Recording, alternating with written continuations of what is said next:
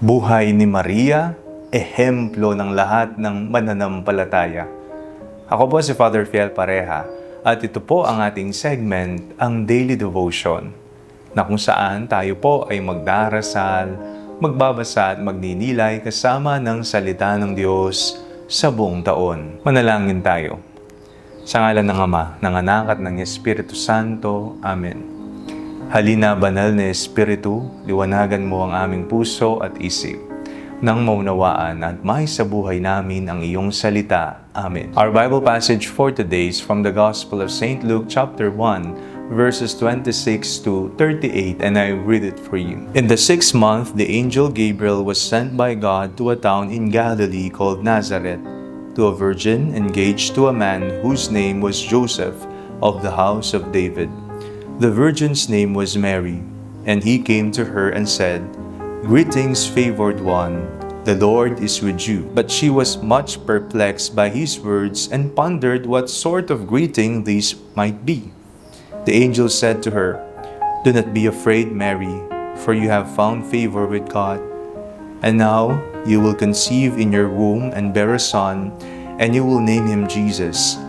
He will be great and will be called the Son of the Most High. And the Lord God will give to him the throne of his ancestor David. He will reign over the house of Jacob forever, and of his kingdom there will be no end." Mary said to the angel, "How can this be, since I am a virgin?" The angel said to her, "The Holy Spirit will come upon you, and the power of the Most High will overshadow you. Therefore, the child to be born will be holy.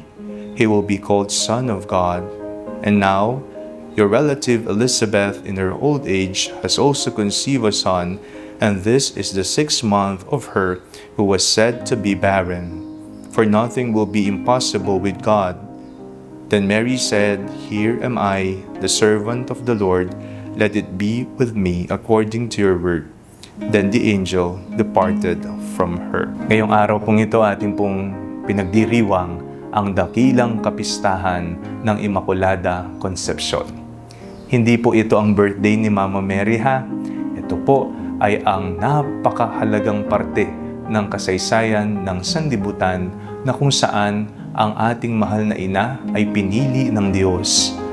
Hindi lamang noong ibinalita ng Anghel Gabriel sa kanya ang mabuting balita na siya ang magiging ina ng Diyos, bagkus noon pa man bago isilang ang mahal na ina, ay inihanda na niya ang sinapupunan ng kanyang ina.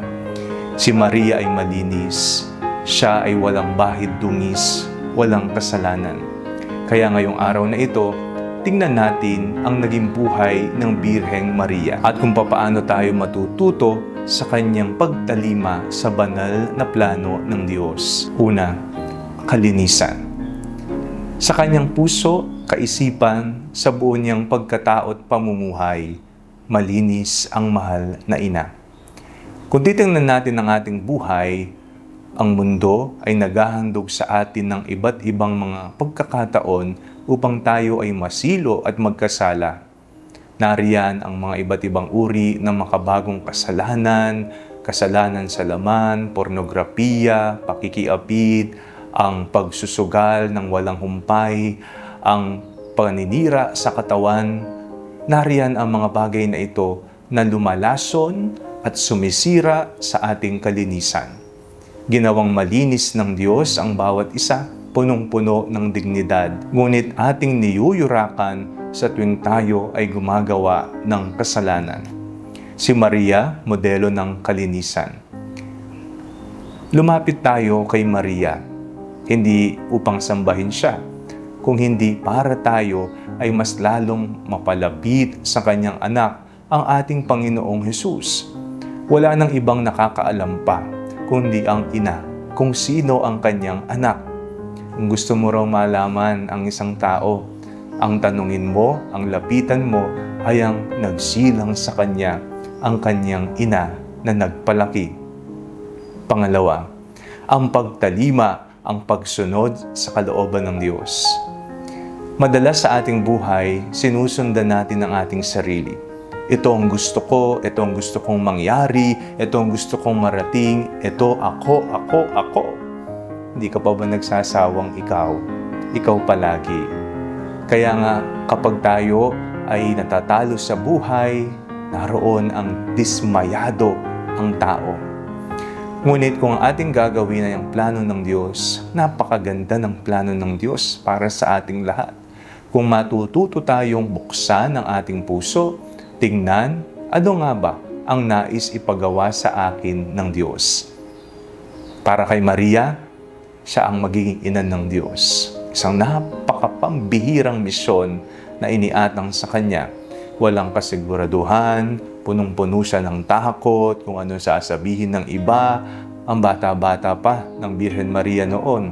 Pero binuksan niya ang kanyang buhay sa Diyos at tinupad niya ang plano ng Diyos. Winika niya, marapat nawa, mangyari nawa sa akin ayon sa iyong winika. Meron po ba tayong pagbubukas at pagsuko kagaya ng Birheng Maria? Opo, Panginoon, ang kalooban mo ang mangyayari sa akin. Ngayong araw na ipinagdiriwang natin ang dakilang kapistahan ng Immaculada Concepcion, maging halimbawa nawa ang buhay ni Maria kung papaano tayo mas lalong sumunod ng maayos, banal at kaaya-aya sa ating Panginoong Jesus. Manalangin tayo. Panginoong Jesucristo, linisin mo ang aming mga puso mula sa mga kasalanan na aming nagawa. Turuan niyo po kami palagi na tumalima sa iyong banal na kalooban. Amen. Sa ngalan ng Ama, ng Anak at ng Espiritu Santo. Amen. Huwag po ninyong kalimutang i-like ang video ito, mag-comment po kayo and share it with your family and friends. Ang panalangin bago matulog ay may sariling Facebook page na po. Huwag niyo pong kakalimutang mag-like at mag-follow dito. Don't forget to subscribe to our YouTube channel. I-click niyo lamang po ang link na nasa comment section ng video ito o kaya naman po, just search Father Fiel Pareha. At kung nais siya pong maging updated sa ating pagpapahayag, you can join our broadcast channel dito po sa ating Facebook page. God bless you po.